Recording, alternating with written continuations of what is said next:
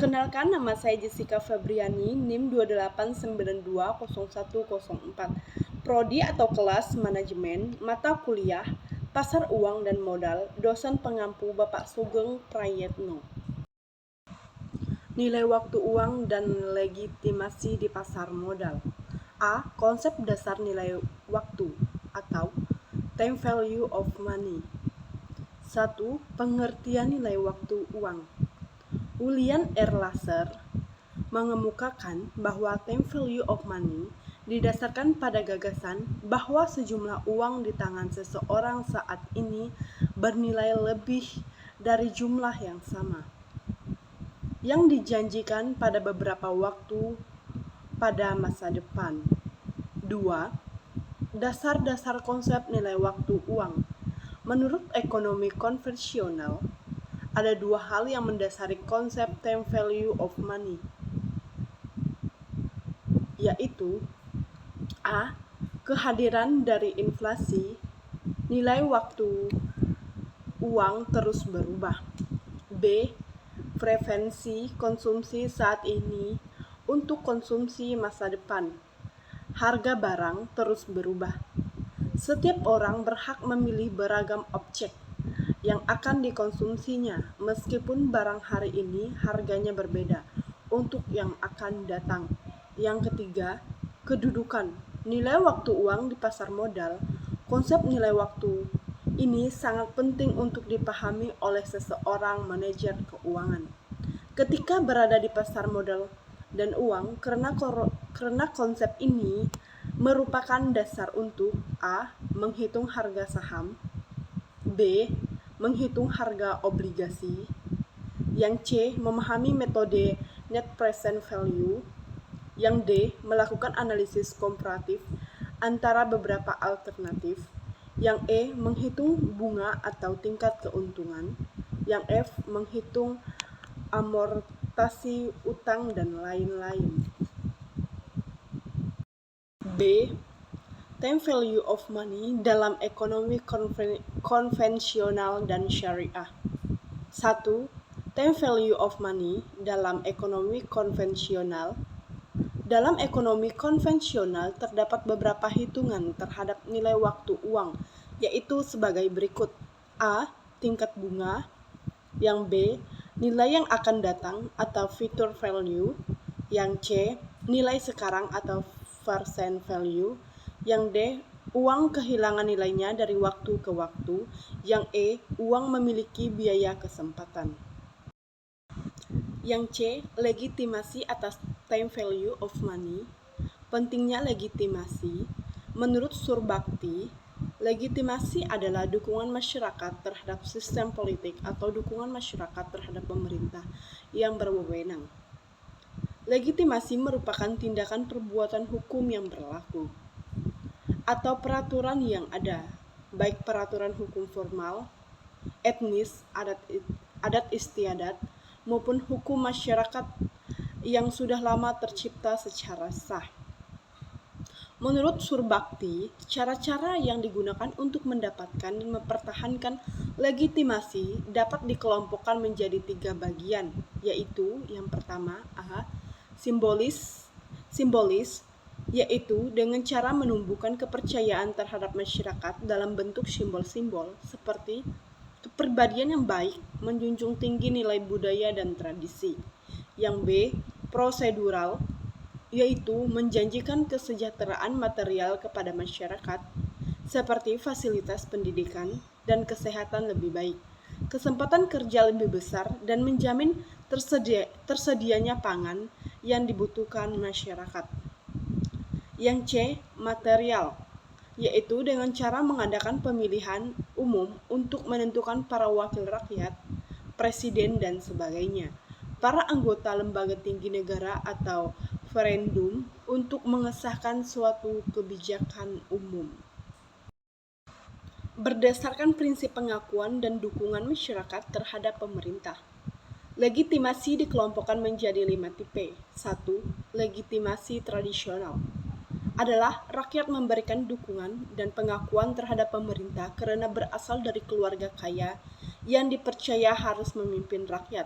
2. Legitimasi ideologi adalah memberikan dukungan dan pengakuan terhadap pemimpin karena pemimpin tersebut dianggap dapat melaksanakan ideologi dengan baik. 3. Legitimasi kualitas pribadi adalah diberikannya pengakuan dan dukungan dari rakyat kepada pemimpin karena memiliki kualitas pribadi yang baik, seperti prestasi cemerlang dan penampilan pribadi. 4. Legitimasi prosedural adalah rakyat memberikan dukungan dan pengakuan kepada pemimpin pemerintah karena pemimpin tersebut mendapatkan hak melalui jalur hukum yang besar. 5. Legitimasi instrumental adalah rakyat memberikan dukungan dan pengakuan kepada pemimpin pemerintah karena pemimpin tersebut menjanjikan atau menjamin kesejahteraan material kepada masyarakat. Manajemen pasar uang konvensional. A. Konsep dasar pasar uang. 1. Pengertian pasar uang. Pasar uang atau money market adalah tempat pertemuan abstrak yang digunakan para pemilik dana jangka pendek untuk menawarkan kepada calon pengguna yang membutuhkannya, baik secara langsung maupun melalui perantaraan. Adapun dana jangka pendek adalah dana-dana yang dihimpun dari perusahaan maupun seseorang dengan batas waktu dari 1 hari sampai 1 tahun yang dapat dijual-belikan di pasar uang. 2. Tujuan pasar uang. Dalam pasar uang ada pihak yang terlihat secara langsung ataupun tidak langsung. Tiap-tiap pihak saling berkepentingan satu sama lainnya dan mempunyai tujuan masing-masing, yaitu pihak-pihak yang berlibat dalam hal tersebut sebagai berikut. A. Pihak yang membutuhkan dana, baik pihak bank maupun pihak perusahaan non-bank, yang membutuhkan dana yang segera harus dipenuhi untuk kepentingan tertentu. B. Pihak yang menanamkan dana, yaitu pihak yang menyediakan dana atau pihak yang menjual dana, baik bank maupun perusahaan non-bank, dengan tujuan untuk investasi di pasar uang. 3. Fungsi dan manfaat pasar uang. Pasar uang mempunyai fungsi sebagai sarana alternatif bagi lembaga-lembaga keuangan, perusahaan non-keuangan, dan peserta-peserta lainnya, baik dalam memenuhi kebutuhan dana jangka pendek maupun dalam jangka meminjamkan dana atas kelebihan likuiditasnya. Pasar uang juga berfungsi sebagai sarana pengendali moneter dalam melaksanakan operasi pasar terbuka. Sertifikat Bank Indonesia atau SBI sebagai instrumen dalam melakukan operasi pasar terbuka digunakan untuk kontraksi moneter. Lembaga-lembaga yang aktif di pasar uang adalah bank komersial, bank dagang menyalur uang, dan bank sentral pemerintah. Adapun fungsi pasar uang adalah sebagai berikut. A. Mempermudah masyarakat memperoleh dana-dana jangka pendek untuk membiayai modal kerja atau keperluan jangka pendek lainnya. B. Memberikan kesempatan masyarakat berpartisipasi dalam membangun dan membeli sertifikat Bank Indonesia atau SBI dan surat berharga pasar uang atau SPBU. C. Menunjang program pemerataan pendapatan bagi masyarakat. 4. Kelebihan dan kelemahan pasar uang. A. Kelebihan pasar uang. 1. Sarana untuk mencari pinjaman dana jangka pendek bagi perusahaan yang mengalami kesulitan likuiditas. 2. Sarana untuk menetapkan kelebihan dana yang dimiliki oleh badan usaha. B. Kelemahan atau risiko pasar uang. Risiko yang mungkin dihadapi dalam kegiatan investasi di pasar uang antara lain: 1. Risiko pasar. Risiko yang berkaitan dengan kenaikan tingkat bunga mengakibatkan investor mengalami capital loss. 2. Risiko investment. Risiko yang berkaitan dengan turunnya harga sekuritas. 3. Risiko gagal bayar. Risiko yang terjadi akibat pinjaman atau debitur tidak mampu memenuhi kewajibannya sesuai dengan perjanjian. 4. Risiko inflasi memberikan pinjaman. Menghadapi kemungkinan naiknya harga-harga dan jasa yang menurunkan daya beli atas pendapatan yang diterimanya. 5. Risiko value. Risiko yang terjadi karena perubahan yang tidak menguntungkan terhadap kurs mata uang asing. 6. Risiko politik. Risiko yang berkaitan dengan perubahan undang-undang atau peraturan pemerintah. Ciri-ciri pasar uang dan lembaga pengikutnya. Pasar uang menurut Panji Anoraga dan P.G. Pakarti 2001 mempunyai ciri berikut adalah jangka waktu yang pendek, tidak terkait pada waktu tertentu. Pada umumnya, supply dan demand bertemu secara langsung dan tidak perlu kuantitator underwriter. Pasar uang dan pasar modal sebenarnya merupakan sarana investasi dan mobilisasi dana. Lembaga-lembaga yang ikut dalam pasar uang adalah A. Bank-bank, B. Perusahaan-perusahaan umum, C. Perusahaan asuransi, D. Yayasan, E. Lembaga keuangan lainnya, koperasi dan rumah gadai. Manajemen pasar uang syariah. A. Konsep dasar pasar uang syariah. 1. Pengertian pasar uang syariah. Pasar uang atau money market adalah sekelompok pasar yang memperjualbelikan instrumen jangka pendek yang umumnya berkualitas tinggi. Fungsi pasar uang sebagai sarana alternatif bagi lembaga-lembaga keuangan, perusahaan-perusahaan non-keuangan untuk memenuhi kebutuhan dana jangka pendek ataupun untuk menetapkan dana atas kelebihan likuiditasnya. Pasar uang syariah adalah pasar uang syariah yang memperjualbelikan surat-surat berharga syariah dengan jangka waktu pendek, kurang dari 1 tahun.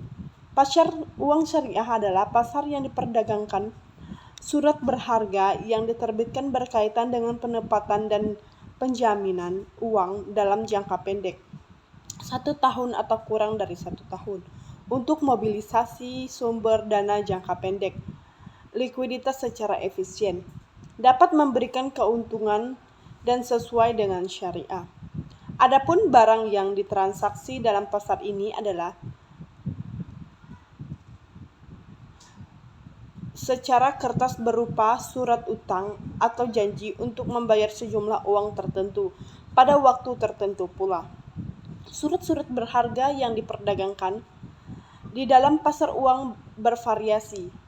Dapat surat berharga yang berjangka waktu kurang dari 1 tahun sampai dengan surat berharga yang berjangka 5 tahun.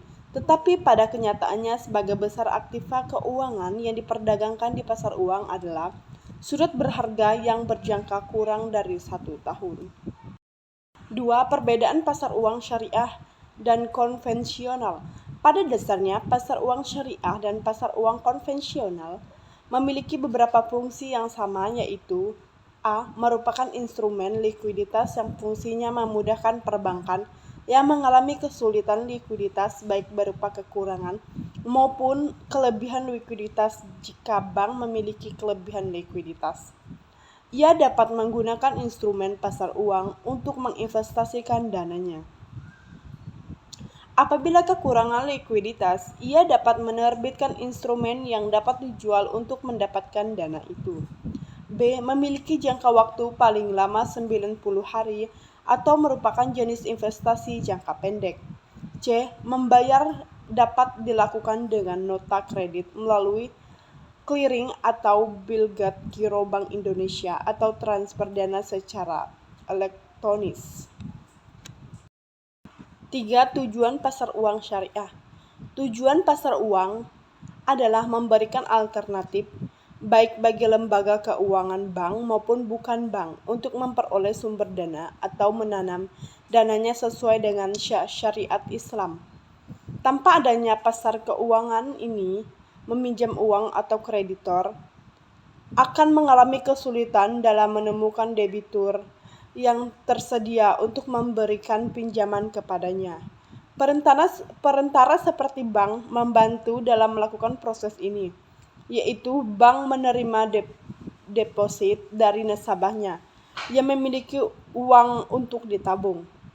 Kemudian bank dapat meminjamkan uang ini kepada orang yang berminat untuk meminjamkan uang. Dengan demikian, manfaat pasar uang adalah sebagai berikut. A. Perantara dalam perdagangan surat-surat berharga berjangka pendek. B. Menghimpun dana berupa surat-surat berharga jangka pendek. C. Sumber pembiayaan bagi perusahaan untuk melakukan investasi.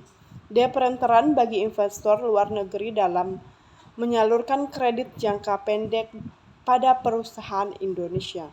Manajemen pasar modal konvensional. A.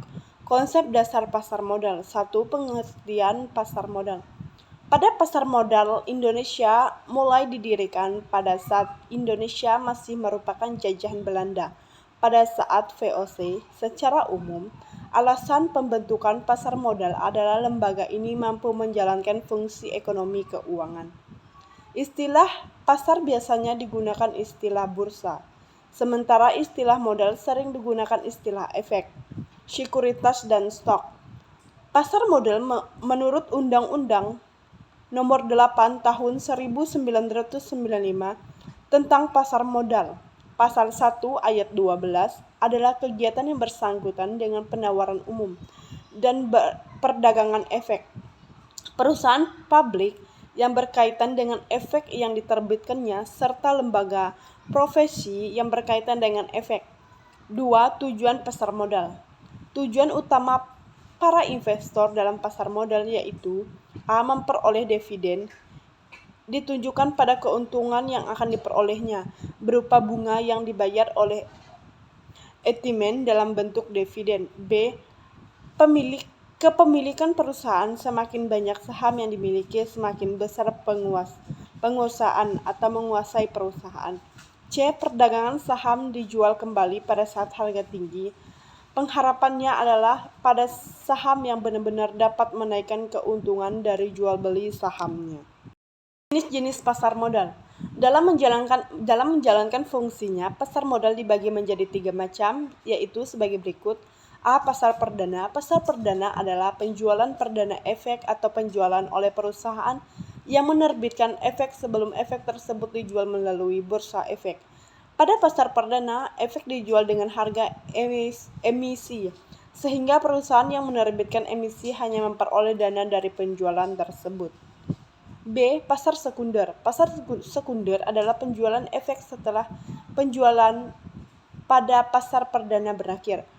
Pada pasar sekunder, harga efek ditentukan berdasarkan kurs efek tersebut. C. Bursa paralel.